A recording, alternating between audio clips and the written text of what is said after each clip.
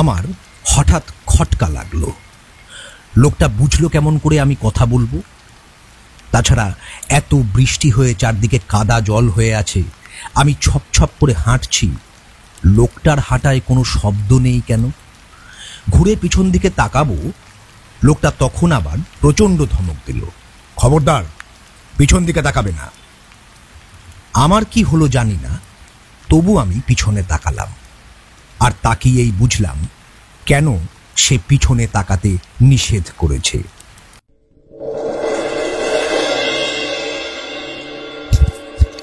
শ্রোতা বন্ধুরা নমস্কার।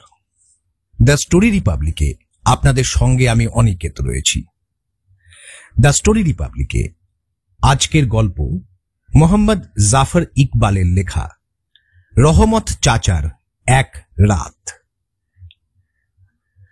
আমরা গ্রামের বাড়িতে বেড়াতে গেলেই রহমত চাচা আমাদের দেখতে আসতেন। লম্বা চওড়া মানুষ, এই বয়সেও শরীর পাথরের মতো শক্ত।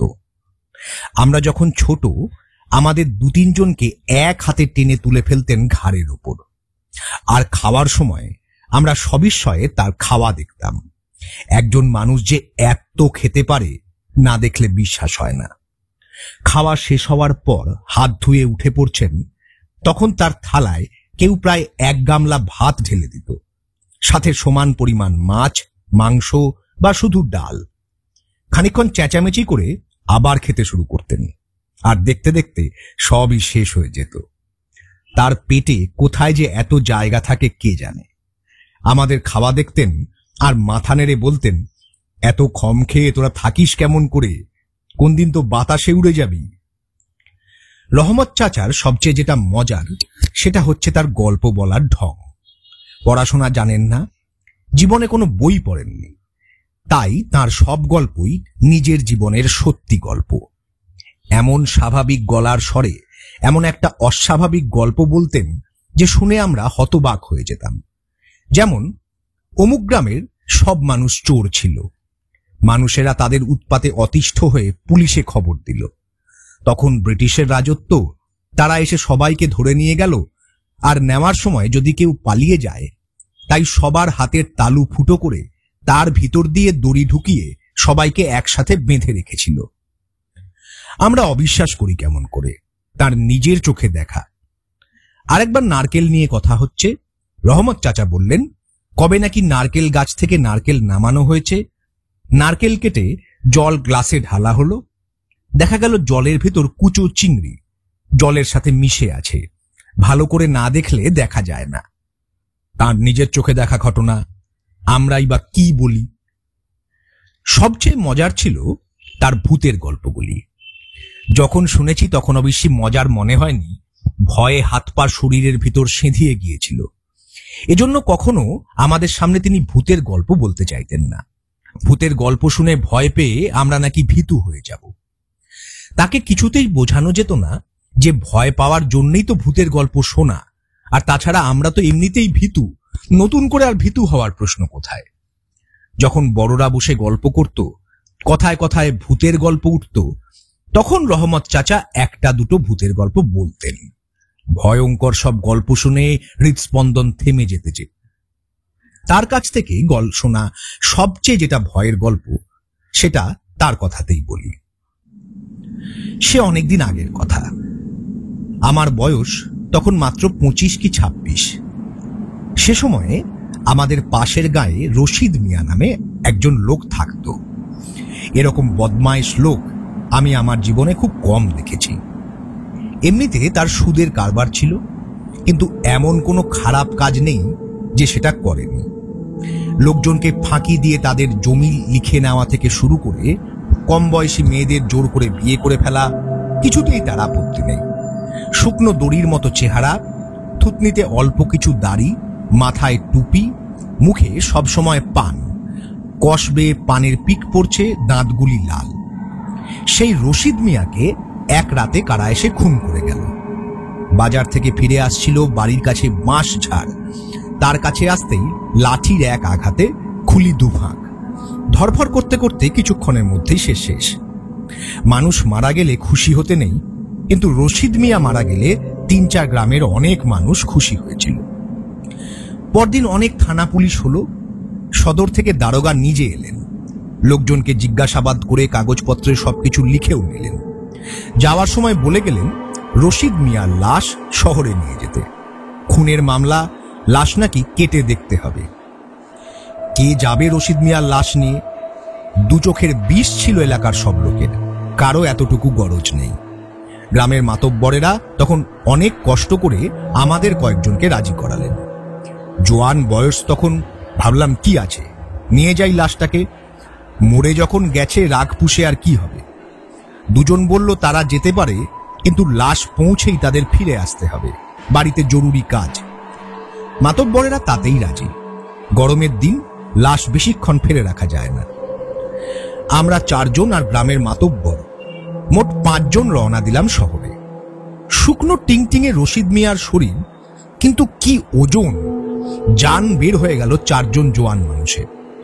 আমাদের মধ্যে আফজালের বয়স কম, ভয় বেশি। একটু পরে পরে বলল, লাশ এত ভারী কেন? তেনারা ভর করেছেন নাকি? তেনারা কিনা জানি না, কিন্তু চাটাই দিয়ে পেঁচিয়ে বাঁশের সাথে বেঁধে লাশ আনতে আনতে আমাদের কাল ঘাম ছুটে গেছিল।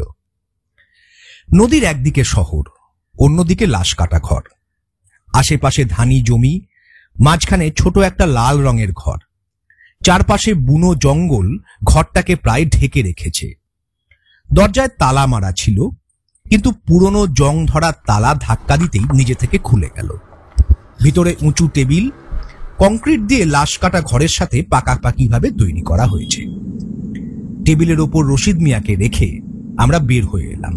ভিতরে ভীষণ মোটকা গন্ধ। বাইরে এসে দেখি কিছু কুকুর। অদ্ভুত কুকুর সেগুলো। লাশ কাটা ঘরের আশেপাশে থাকে, মানুষকে ভয় পায় না।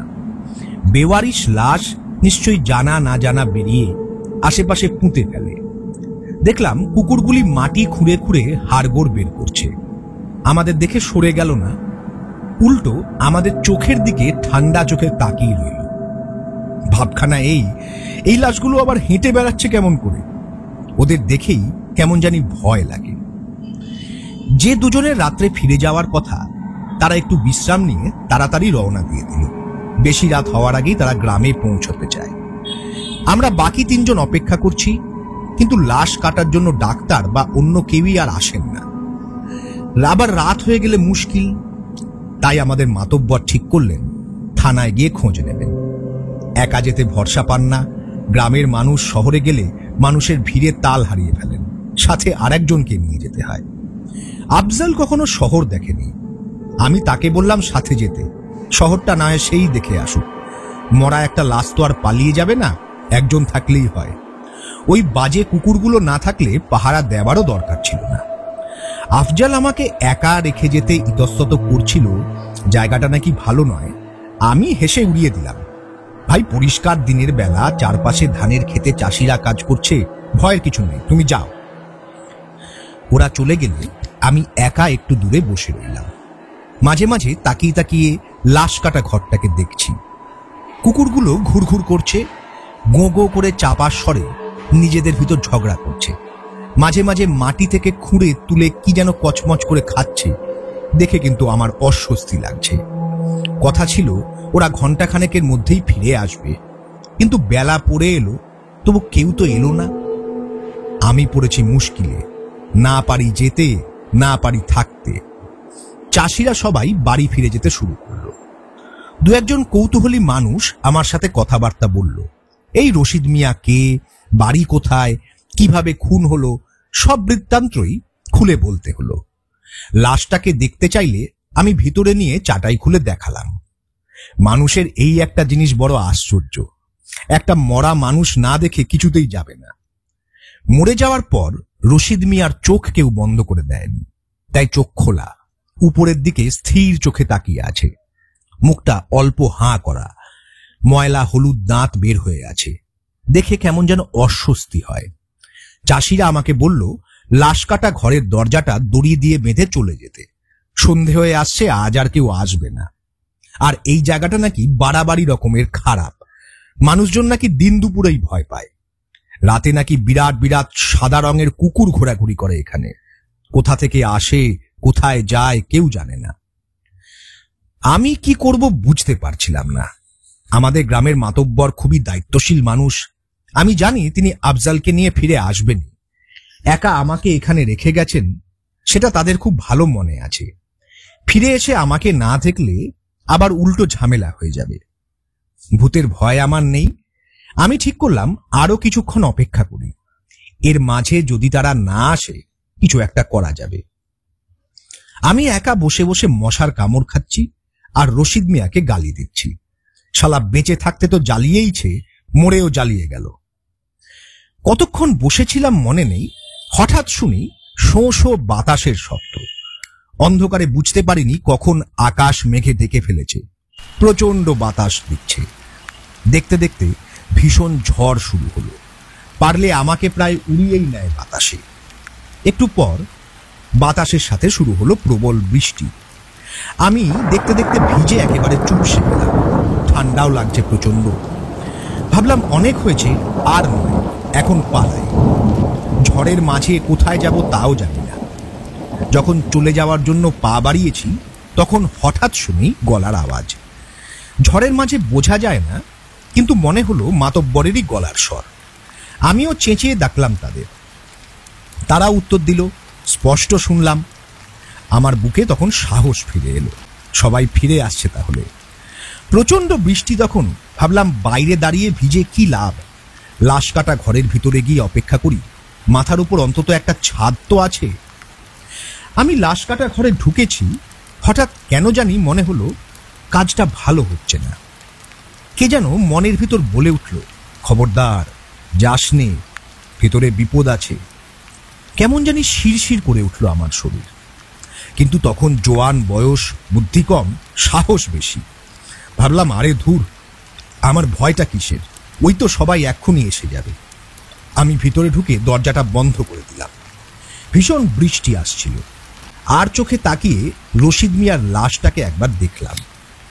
এমনিতে অন্ধকারে কিছু দেখা যায় না, বিদ্যুৎ চমকালে দেখা যায় রশিদ মিয়ার লাশ একই ভঙ্গিতে স্থির হয়ে পড়ে আছে। ভিজে কাপড় খুলে নিংড়িয়ে মাথাটা মুছে একটু আরাম। বাইরে তখনও বৃষ্টি। লাশটার দিকে পিছন ফিরে দরজার কাছে বসে ওদের জন্য অপেক্ষা করতে থাকি। কিন্তু কই, ওরা তো আর আসে না। একটু একটু করে অনেকক্ষণ পার হয়ে গেল, কিন্তু ওদের তো আর দেখা নেই।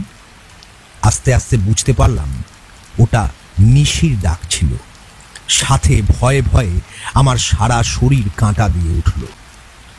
মানুষ বেশি ভয় পেলে কিছু করতে পারে না। চিন্তা ভাবনা গুলিয়ে যায়, বুদ্ধি বিবেচনা কমে আসে। আমি নড়তে সাহস পাই না। দরজা খুলে বাইরে যাওয়ার শক্তি নেই। মনে হয় দাঁড়ালেই পিছন থেকে রশিদ মিয়া লাফিয়ে পড়বে আমার উপর। অনেক কষ্ট করে নিজেকে শান্ত করলাম। বোঝালাম কিছু নয়, রশিদ মিয়া মরে গেছে, মরা মানুষ কি করবে। বৃষ্টিটা একটু কমলে বের হয়ে শহরের দিকে যাব। আজ অনেক হয়েছে, আর নয়। চুপচাপ বসে আছি। হঠাৎ মনে হলো পিছনে কি একটা শব্দ হলো। চাটাইয়ে শুয়ে থাকা রশিদ মিয়া নড়ে উঠলে যেরকম শব্দ হয় সেরকম। বুকটা ছ্যাঁত করে উঠল ভয়ে, কিন্তু নিজেকে বোঝালাম ইঁদুরই হবে নিশ্চয়ই। বৃষ্টিটা তখন কমে আসছে, আর একটু কমলেই বের হয়ে যাব। আমি এখন বুঝতে পারি আমার উপর কিছু একটা ভর করেছিল সে রাতে। বিচার বুদ্ধি কমে গিয়েছিল কোনো কারণে। প্রথমে এভাবে একা ওরকম একটা জায়গায় ঢোকা আমার মোটেও উচিত হয়নি। তাছাড়া যখন বুঝতে পেরেছিলাম ওদের গলার স্বর আসলে ভুল শুনেছি, তখনই আমার বের হয়ে যাওয়া উচিত ছিল। যাই হোক, আমি তো ভিতরে বসে আছি। হঠাৎ মনে হলো বাইরে কি একটা যেন ছুটে গেল। আমি চমকে উঠলাম, কিন্তু চমকে উঠে বসেই থাকি, আর কিছু করিনি। বাইরে তাকাতে ভয় হয়, তাই দরজাও আর খুলিনি। কাঠ হয়ে বসে আছি। হঠাৎ আবার স্পষ্ট শুনলাম টেবিলে চাটাইয়ের ওপর রশিদ মিয়ার শরীর বেশ ভালোভাবে নড়ে চড়ে উঠল। ভয়ে আমার শরীরের সব লোম খাড়া হয়ে গেল। ইঁদুরের শব্দ এটা নয়। ইঁদুর এত জোরে শব্দ করতে পারে না। পিছনে তাকানোর সাহস নেই, যদি কিছু একটা দেখে ফেলি। বৃষ্টি কমে এসে তখন আকাশ পরিষ্কার হয়ে এসেছে। আকাশে বেশ বড় একটা চাঁদ। লাশ কাটা ঘরের ওপরে ঘুলঘুলি দিয়ে ভিতরে আলো এসে পড়েছে। মাঝে মাঝেই চাঁদ মেঘে ঢেকে যায়, আবার মেঘ থেকে বের হয়ে আসে। আমি বসে বসে তাই দেখছি। কতক্ষণ এভাবে বসেছিলাম জানি না, মনে হয় কয়েক যুগ। বাইরে তখন ছোটাছুটির শব্দটা ভীষণ বেড়েছে। কুকুর শেয়াল কিছু একটা এদিক থেকে সেদিক, সেদিক থেকে এদিক ক্রমাগত ছোটাছুটি করছে। আমি দেখি আর পারি না, নড়তে চড়তে সব ভয় হয়। শুধু মনে হয় পিছন থেকে কিছু একটা আমার উপর লাফিয়ে পড়বে। তবু সাহস করে আস্তে আস্তে উঠে দাঁড়ালাম। আর সাথে সাথে আমার স্পষ্ট মনে হলো চাটাই থেকে রশিদ মিয়া উঠে দাঁড়ান। অসম্ভব ভয় পেয়ে গেলাম আমি। চনচন করে মাথার রক্ত উঠে গিয়ে শিরদাঁড়া দিয়ে ঠান্ডা কি একটা যেন বয়ে গেল। তাড়াতাড়ি দরজা খোলার চেষ্টা করলাম, কিন্তু দরজা কে যেন বাইরে থেকে বন্ধ করে দিয়েছে। যতই ধাক্কা দিই দরজা আর খোলে না। পাগলের মতো লাথি মারছি দরজায়। আর তখন হঠাৎ মনে পড়ল যে দরজাটা তো ভিতর দিয়ে খোলে। ভয়ে তখন ঘেমে গেছি। আমি এক টানে দরজা খুলে ফেললাম, এক দৌড় দেব, কিন্তু সামনে তাকিয়ে স্তম্ভিত হয়ে গেলাম। এইটুকু বলে রহমত চাচা একটু থামলেন। তার নিশ্চয়ই পুরো দৃশ্যটা মনে পড়ে গেছে। মাথা ঝাঁকিয়ে খানিকক্ষণ একপাশে তাকিয়ে থেকে আবার শুরু করলেন। সামনের দিকে তাকিয়ে দেখি লাশ কাটা ঘর ঘিরে গোল হয়ে বসে আছে কুকুরের মতো কতকগুলো প্রাণী। দেখতে কুকুরের মতো মনে হলেও কুকুরের থেকে অনেক বড়। চোখগুলো জল জল করছে অন্ধকারে, গায়ের রং ধবধবে সাদা। আমাকে দেখে সবগুলো নড়ে চড়ে বসলো, চাপা স্বরে তাদের ডাক ডাকতে থাকলো। কেমন যেন হিংস্র ভাবভঙ্গি, যেন সবগুলো একসাথে লাফিয়ে পড়বে আমার উপর। আমি আতঙ্কে পাগলের মতো হয়ে আবার ভিতরে ঢুকবো, তখন দেখি রশিদ মিয়া দু হাতের টেবিলটা ধরে পা ঝুলিয়ে বসে আছে। মুখে কেমন একটা ধূর্ত হাসি, কিন্তু চোখের দৃষ্টি স্থির, পাথরের মতো। অন্ধকারে ভালো দেখা যায় না, কিন্তু পরিষ্কার বোঝা যাচ্ছে আমার দিকে তাকিয়ে আমার ভিতর দিয়ে যেন দেখছে। আগেও বলেছি, মানুষ বেশি ভয় পেলে সব বুদ্ধি হারিয়ে ফেলে। আমার শুধু মনে হতে লাগলো এক্ষুনি গিয়ে রশিদ মিয়াকে চেপে শুইয়ে দিতে হবে। কেন আমার সেরকম মনে হচ্ছিল এখনো জানি না। শুধু মনে হচ্ছিল ও মরা মানুষ, ওর বসে থাকার কথা নয়। ওর বসে থাকা সাংঘাতিক একটা সর্বনাশের ব্যাপার। নিশ্চয়ই পাগল টাগল হয়ে গিয়েছিলাম। সত্যি সত্যি যখন ভিতরে ঢুকছি তখন হঠাৎ শুনি প্রচন্ড এক ধমক, কে কে ওখানে? মুহূর্তে আমার জ্ঞান ফিরে এলো। ভাবলাম সর্বনাশ, আমি একই করতে যাচ্ছি। তাড়াতাড়ি ঘুরে দাঁড়িয়ে বাইরে তাকিয়ে দেখি একজন লোক দাঁড়িয়ে আছে। অন্ধকারে ভালো দেখা যায় না। মনে হলো বয়স্ক লম্বা চওড়া একটা লোক, গায়ে লম্বা পাঞ্জাবি। আমাকে তাকাতে দেখে প্রচন্ড জোরে একটা ধমক দিল, কি করছো ওখানে? বের হয়ে এসো, এখনই বের হয়ে এসো, এসো। ভয়ে তখন আমার সারা শরীর কুলকুল করে ঘামছে। আমি কোনো মতে টলতে টলতে বের হয়ে এলাম। রশিদ মিয়ার লাশ দেখিয়ে কিছু একটা বলতে যাব, লোকটা আবার ধমকে উঠল, খবরদার, পিছন দিকে তাকাবে না, সোজা বের হয়ে এসো, চলে এসো সোজা। আমি লাশ কাটা ঘর থেকে বের হয়ে এলাম। কুকুরের মতো জন্তুগুলো কেন জানি অনেক পিছনে সরে গেছে। সেখান থেকেই চাপা স্বরে গোঁ গোঁ করছে। আমি লোকটার দিকে ছুটে যাচ্ছিলাম। লোকটা আবার ধমকে উঠল, এদিকে না, এদিকে না, তুমি সোজা সামনের দিকে হাঁটো। আমার তখন নিজের ওপর আর কোনো জোর নেই। লোকটার কথা মতো টলতে টলতে হাঁটতে থাকি। পিছন থেকে লোকটা বলল, সোজা সামনের দিকে তাকিয়ে হাঁটু, খবরদার পিছনে তাকাবে না। আমি আচ্ছন্নের মতো হাঁটতে থাকি। খানিকক্ষণ পর আবার কি বলতে যাব, লোকটা বলল, এই কোনো কথা নয়, কোনো কথা নয়, সোজা সামনের দিকে হাঁটো। আমার হঠাৎ খটকা লাগলো। লোকটা বুঝলো কেমন করে আমি কথা বলবো? তাছাড়া এত বৃষ্টি হয়ে চারদিকে কাদা জল হয়ে আছে, আমি ছপ ছপ করে হাঁটছি, লোকটার হাঁটায় কোনো শব্দ নেই কেন? ঘুরে পিছন দিকে তাকাবো, লোকটা তখন আবার প্রচন্ড ধমক দিল, খবরদার, পিছন দিকে তাকাবে না। আমার কি হলো জানি না, তবু আমি পিছনে তাকালাম। আর তাকিয়েই বুঝলাম কেন সে পিছনে তাকাতে নিষেধ করেছে।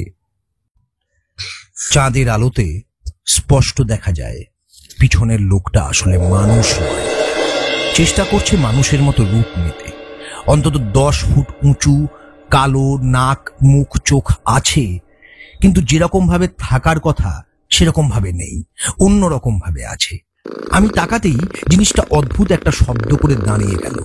আমি দেখলাম ওর চোখ, নাক, মুখ সব নড়ছে, যেন প্রাণপণ চেষ্টা করছে সেগুলোকে আটকে রাখতে, যেন খুলে আসবে হঠাৎ করে।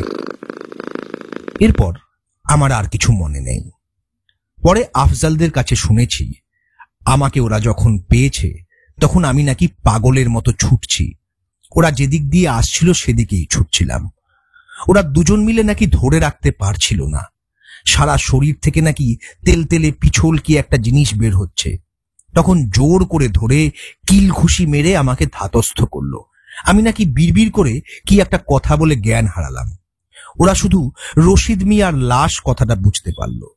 থানার লোকজনের খামখেয়ালিপনার জন্য ওদের দেরি হয়েছিল।